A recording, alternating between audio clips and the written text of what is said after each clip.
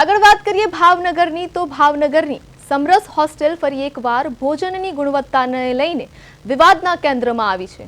2 દિવસ પહેલા ગર્લ્સ હોસ્ટેલના ભોજનમાંથી જીવાતો નીકળ્યાનો આક્ષેપ બાદ આજે બોયઝ હોસ્ટેલના ભોજનમાંથી ઈયળ નીકળતા વિદ્યાર્થીઓનો રોષ ફાટી નીકળ્યો હતો। આશરે 300 જેટલા વિદ્યાર્થીઓએ વરસાદમાં 3 કલાક સુધી બેસીને શ્રુતોચ્ચાર કરી રામધૂન સાથે વિરોધ નોંધાવ્યો હતો। વિદ્યાર્થીઓએ હોસ્ટેલ સંચાલન અને ભોજન બનાવતી એજન્સી સામે કડક કાર્યવાહીની માંગ કરી છે।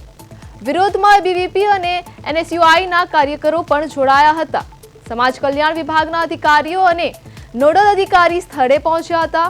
વિદ્યાર્થીઓએ ભોજન ઉપરાંત પીવાના પાણી, ગર્લ્સ હોસ્ટેલની બહાર સીસીટીવીના અભાવ સહિતની સમસ્યાઓ પણ રજૂ કરી હતી। એબીવીપી નેતાએ માનીતી એજન્સીને કોન્ટ્રાક્ટ આપી અધિકારીઓ પોતાના ખિસ્સા ભરતા હોવાનો ગંભીર આક્ષેપ કર્યો છે। જવાબદાર અધિકારીને બદલવા અને એજન્સીને હટાવવાની માંગ ઉઠી છે।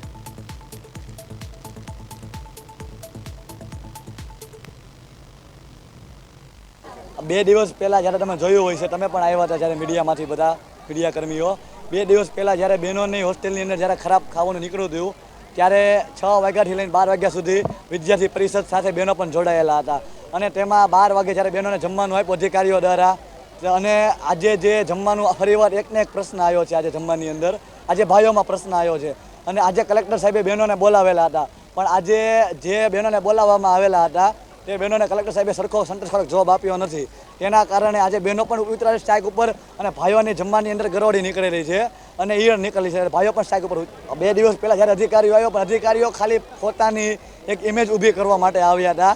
તે ખાલી ફોટા પાડીને અને ખોટા આશ્વાસન આપીને વયા ગયા છે।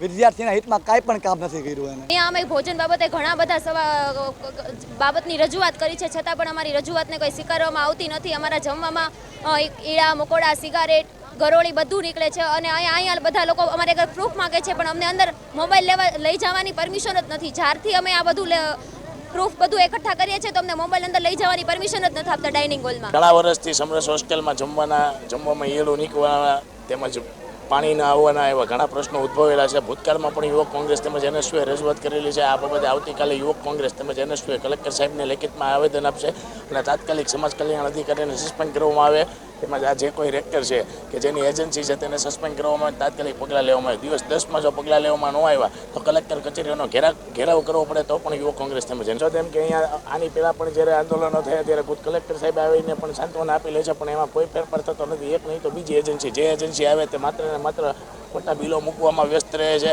તેમજ વિદ્યાર્થીઓના જમવામાં તેમજ તેમના સ્વાસ્થ્ય સાથે ચેડા કરવામાં આવે છે। અવારનવાર અહીંયા આવા બનાવો બનતા જ રહે છે અને વિદ્યાર્થીઓ આંદોલન પણ કરતા રહે છે, પણ ક્યાંક ને ક્યાંક એવું લાગે કે સરકારના માન્યતાઓને એજન્સી મળતી હોવાથી જમવાના તેમજ મેસના કોન્ટ્રાક્ટને